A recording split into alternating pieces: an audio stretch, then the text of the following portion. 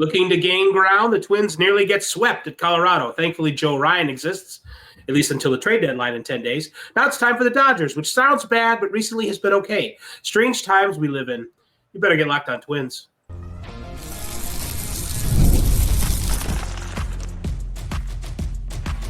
You are Locked On Twins, your daily Minnesota Twins podcast. Part of the Locked On Podcast Network, your team every day. Well, hello again, everybody, and welcome back to Locked On Twins, your daily go-to source for the top Minnesota Twins insight, discourse, and analysis. Personally, it's my favorite show of the Imperial Locked On Podcast Network, which, by the way, brings you your team every day. Forgive my lagging video. It's probably only a one-day thing, I'm sure. Don't forget to hit like and subscribe. Maybe that'll speed my video up where applicable. I'm Dave Brown, an MLB writer who once had ice cubes thrown at him from Dodger Stadium's second deck. It was in 1985, so the statute of limitations has expired, so no worries. I'm also a BBWA member and a Hall of Fame voter. Across the Great Plains of cyberspace is Brandon Warne, who probably could use his college baseball skills to help the Dodgers right now because they've lost 10 of 12. Brandon was a Twins fan who became a Twins writer, and now he's both. You can find his work at Access Twins, the newsletter, and mine periodically at Zone Coverage, the podcast. No, the blog. Yeah. I suppose they have podcasts too. I don't know. Maybe this counts as a podcast at Zone Coverage. I've seen it sometimes. Mm-hmm. Anyway, on this podcast today, if you thought the Twins would feast on the hapless Rockies, well, you were right for a game anyway. A victory on Sunday that averted a sweep. Great effort again from Joe Ryan, who had 11 strikeouts, and 2 home runs from Royce Lewis right after he had a conversation with Rocco Baldelli about how the Twins are too results-oriented and not process-oriented enough. Oh, really? We'll talk about the upcoming series at Dodger Stadium. It seems scary, but is it? Actually, I still say it is, yes. The trade deadline is 10 days away, so we'll check in with the clubhouse to see how afraid everyone is of a sell-off. And maybe if we'll have time, we'll look at how Baseball America has reordered the Twins prospects in the wake of the draft. They've done that for all 30 teams. But first, today's episode is brought to you by FanDuel. Right now, new customers can get $150 in bonus bets when their first $5 bet wins. Do you understand? Are you not FanDueling yet? You should go with FanDuel right now. Brandon Warne, the Twins salvaged a game at Coors Field. That's hilarious. It was, Twins Twitter was really, I don't want to throw the word depressed around, but it was depressed after the first 2 games, headed into the final game. Joe Ryan, I guess, makes everything okay, but it's sort of the typical Twins thing. You think they're going to gain some ground. In fact, they lose some ground to the Rockies, and now they head into Dodger Stadium, where the Dodgers are playing like, what's a good word that we can say? Twins? Like, worse than that. They're playing like poo-poo. They've lost 10 out of 12. Playing like the Rockies, who the Twins. They're playing like the Rockies, so we thought, before the series against the Twins. So the Twins will probably lose 2 out of 3 there at Dodger Stadium. So, they'll get back into the swing of things in a couple of days. I don't know. It's I get it. I understand why there's some consternation. There's a good word in Twins Twitter about how the season has gone, how the past 2 seasons have gone. There's a story in The Athletic by Dan Hayes about how the Twins are like, oh, maybe we're going to sell off after all. I still have a couple problems with that. One of which, the Twins are 5 games out of a wild card spot, which is actually, it's kind of a lot, but a hot streak and that can be erased. They've already won 13 games in a row once this year. They're not that far out of it. And if you look at 3 of the 4 teams, I think it is, that are in front of them in the standings before you get to the wild card, there are teams like the Guardians who are going to sell and have made noises like they're going to sell. There aren't competitive teams in front of them. The only one they really have to worry about, let me find the standings here, the Rays. The Rays are not in the playoffs right now. They're a game and a half behind the Red Sox, who I don't care for, honestly. I don't think they're any good. Mm-hmm. I think the Twins can vault both of these teams. But the Rangers, I don't think the Rangers are going to sell, but they've just been so bajiggity all season. And the Angels, I don't believe in a thing the Angels are going to do. I think the Twins are in this race still. Although, if they lost another 5 games in the standings in the next 10 days, when the trade deadline comes, perhaps they should sell. I still think two problems with that. One, as I've said before, the people who are the front office of the Twins right now doesn't know if they're going to be employed at this time next year with the Twins, because who knows what's going to happen with the sale of the team from the Polans, for one. And two, when we talk about selling off at the deadline, only 2 or 3 teams ever end up doing that anyway.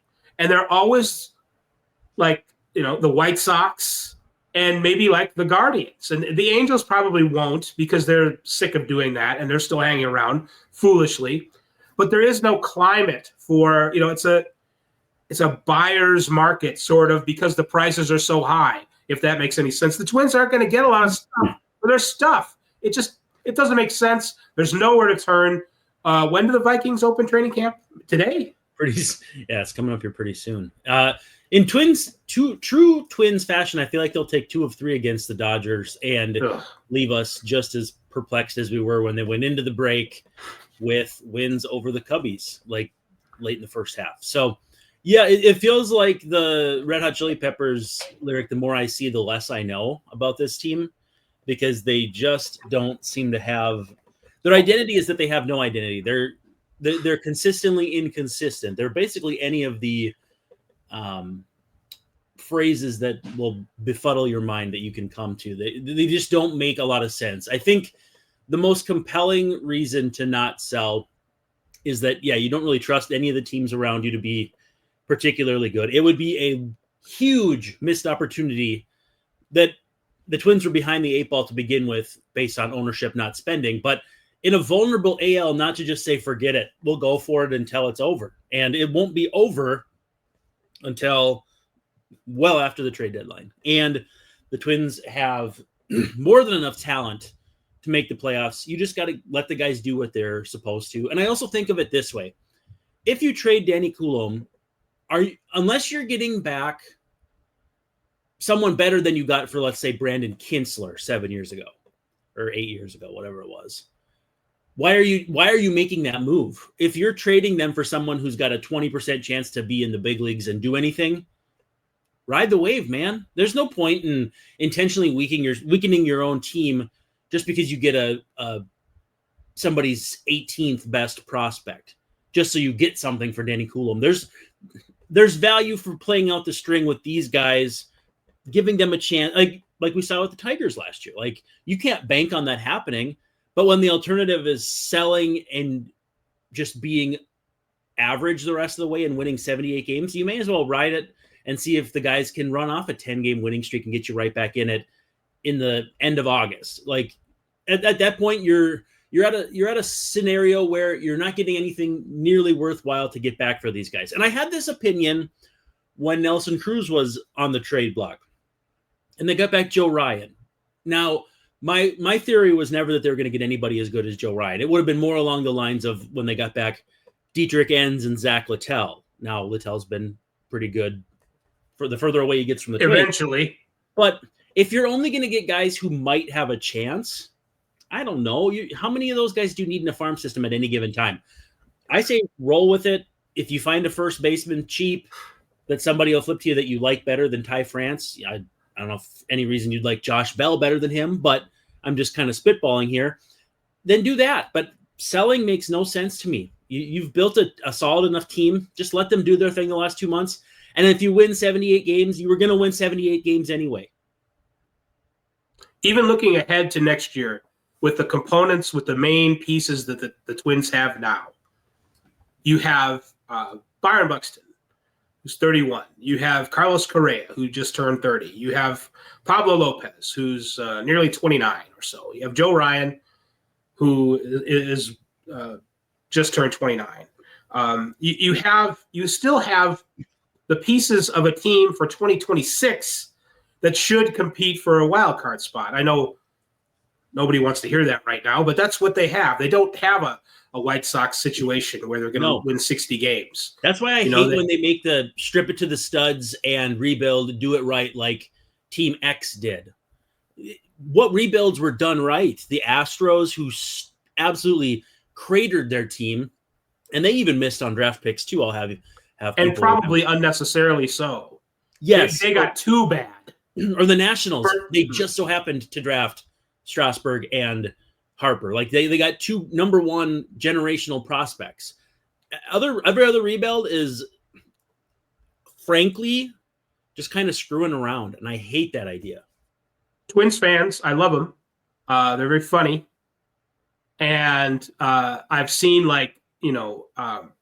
suggest they get tired of the Red Sox and the Yankees fans and media making strip mining trade suggestions of the Twins organization.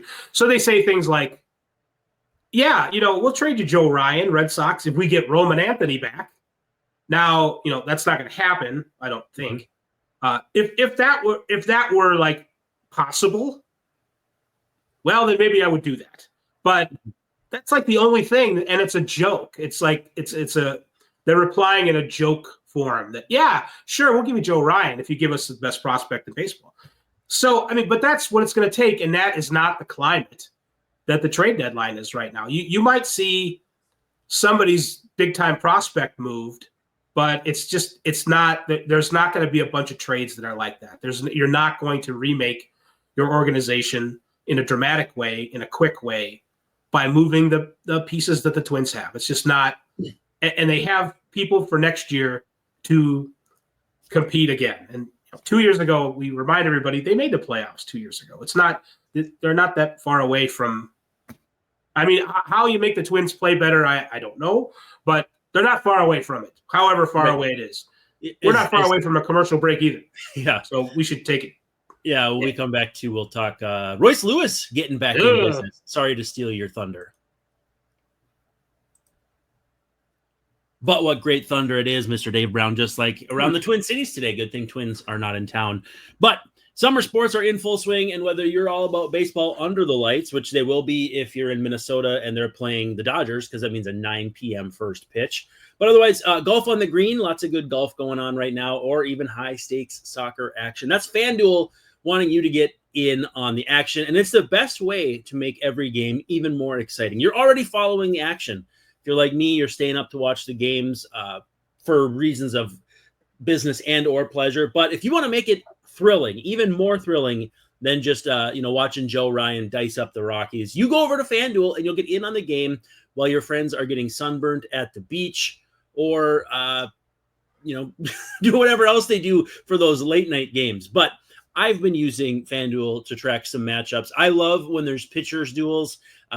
Won't be seeing any of those in this series. Twins kind of flip-flopped. I thought maybe it would have been fun to see Joe Ryan and Shohei Ohtani, but beggars cannot be choosers. FanDuel still has all of the great matchups for you, and it's easy to use. They pay out quickly, and they make even regular season games feel like must-watch events. And if you're playing a same-game parlay or watching a bet right into the ninth inning, you still feel like part of the action because FanDuel keeps you there.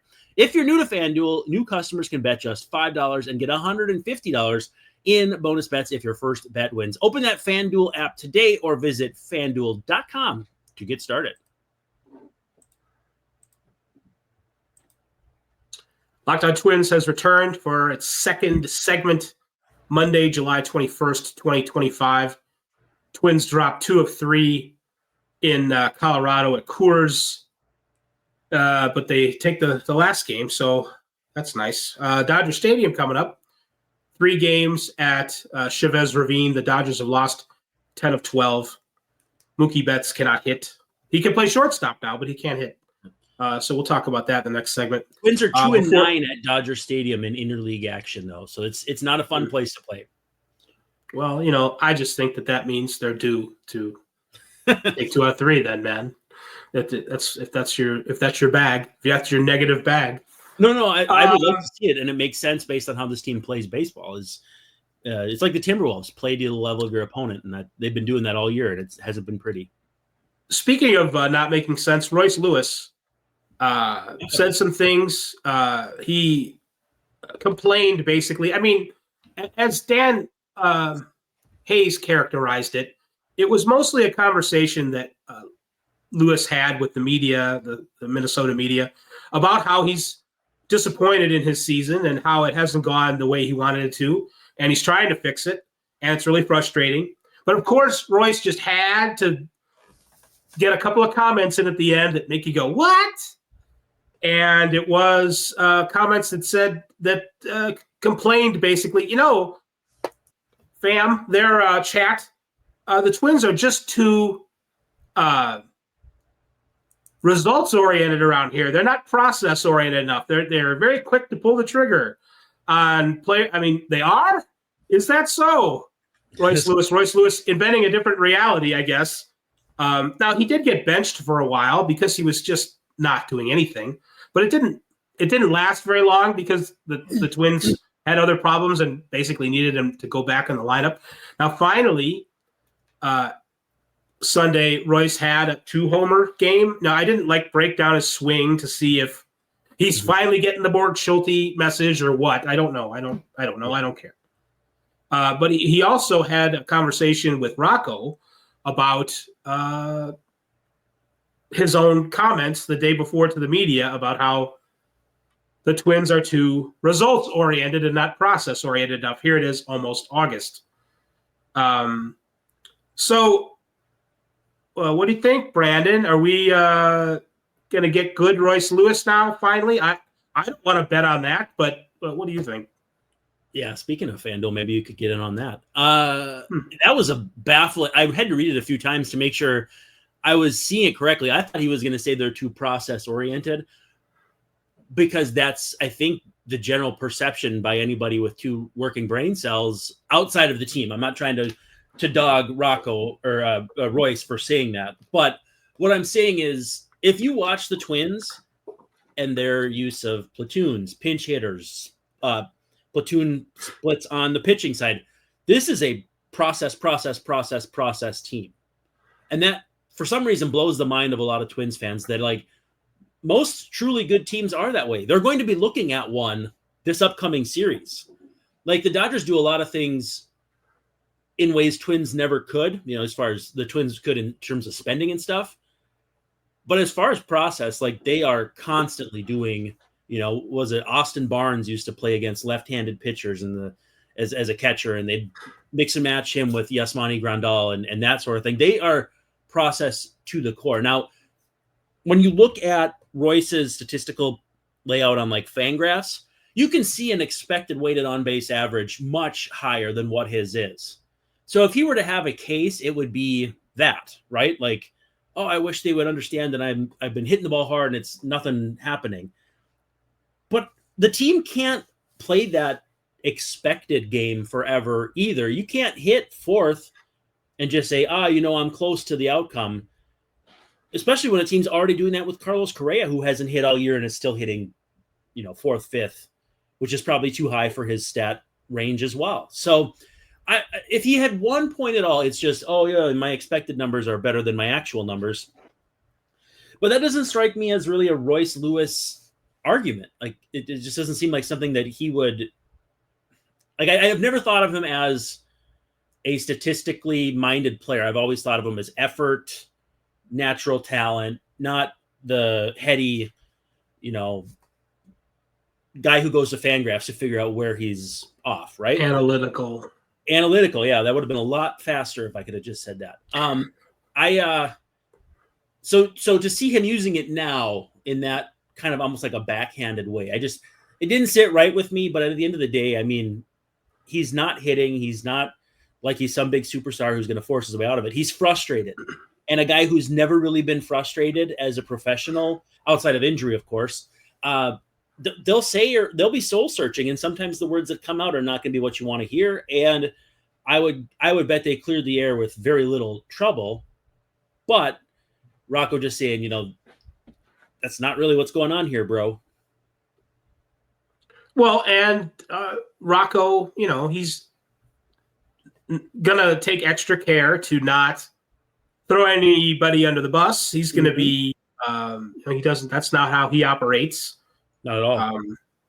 So I don't know. There's just every once in a while, and people remember last year during the big collapse in September, Lewis coming out and saying that there was too much put on the younger players like him when the older players weren't contributing to. I don't even remember exactly what it was, but it was a finger pointing kind of thing. Yeah, and this when Correa and smacks of Buxton, that a little bit. When Correa and Buxton had been down and then not playing well, and the thing is though, you can't do. Rocco just is that the Twins? That's the Twins noise, the official noise of the Minnesota Twins. You can't do the "I don't slump" thing and the "it's not my fault" thing. You can't do both of those things. Like, I think, to be candid, those two things are incompatible. Would you agree? Yeah, I would say yes. You got to pick one and go with it. Yeah, I mean, if you say both or neither, yeah, I would say neither personally. But if you're gonna say I don't slump, that'd be the one I would never say, because then that's when you go on a stretch of 140 games where you've got a 600 and something OPS. But far be it from me, that's probably my lifetime OPS. I shouldn't really be talking. So it does when he says things like that. I don't know like what you could get for Royce Lewis in a trade. Certainly anything right now, not a whole lot. But if he were to have a good last couple of months, maybe you sell high in the offseason. I don't know. I think that's, if you want to talk about like redoing the roster to some extent, it's once they have an idea of what the ownership situation is going to look like, which probably it certainly isn't going to be by the time the trade deadline is, but hopefully it is sometime when they're still playing games in the regular season. Mm-hmm. If they have an idea, and if they expect to be around, then Falvey can orchestrate kind of a redoing of things in that respect. I think that's the setting for which, if they're going to blow it up or blow part of it up, that they do it. It's not going to be now. I think you'd have to trade him for a player whose career has gone similarly. There have been flashes of brilliance and then some struggles, and you want to believe that you can get the best version of him. And like when you think of players like that, Mickey Moniak has been tremendous for the Rockies. He's been quite a post-hype guy. Look no further than one of Lewis's draft colleagues. Joe Adell has turned it on. He's been markedly better. I think actually they were like players 1 and 2 for California Player of the Year that year or something like that. But you'd have to find a player like that. And you'd have to find a position, like even let's say you did it for Joe Adell. You like your outfielders right now. So you do it for a starting pitcher, which is a little riskier, but you probably have a higher payoff. Well, how do you like your rotation a year from now as far as young guys? So identifying the player and the fit would be probably something we could spend a lot of time on, I'll say, because I think there are plenty of starters out there where they think they could identify a guy, 2-3 years of service time and make it make sense for them to actually make a deal like that. Who plays third base in the future? Can Luke Keyshaw play third base? Are we going with Brooks Lee still? We think Brooks will have some more surges of improvement. I think Miranda, he might. You can't throw Miranda. No. You can't throw him all the way out of the picture. I know you're out. Jose Miranda, you can't throw out of the picture. I don't think you can. I'm throwing him out. Okay. No. This is me. He's trying to get back in. Wait a second. And this is me preventing it. I swear I heard you say it like you've been hanging out with someone from Minnesota for the last 2 years doing a podcast. I've been hanging out with too many people from Minnesota. That's right. Speaking of which, we have to break for our third break. That's not really speaking of Minnesota. Our last hangout. Well, we'll come back to Dodgers. They have been like you said, struggling. I'm curious to see how that looks, because you know what? There was a time before that I feel like I warned us about waking a sleeping giant, and I'm trying to remember when that was. We'll talk about that when we come back, though.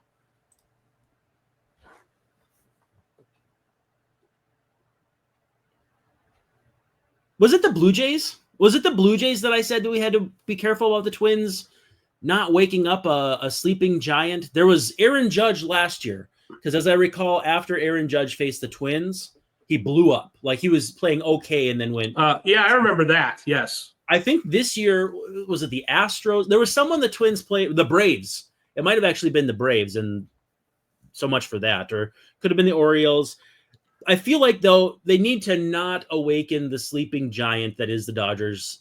Get out of town before that happens, because I still feel, obviously, they're going to threaten for 100 wins and do their Dodger thing. We'll see what the deadline looks like for them. But I can't shake this feeling that the Twins might be the team that wakes them up. Why would you get that idea? Very Minnesotan of me, I'm sure. I think so. I have some stats Let's go. to look at. The Dodgers have lost 10 of 12. In that span, their pitchers have a 5.37 ERA and have allowed 18 home runs. Sounds like Twins in June. It does. It sounds a lot like Twins in June. Very similar. Offensively, it's not good either. 201 batting average, 324 slugging, 266 on base, 12 home runs in 12 games.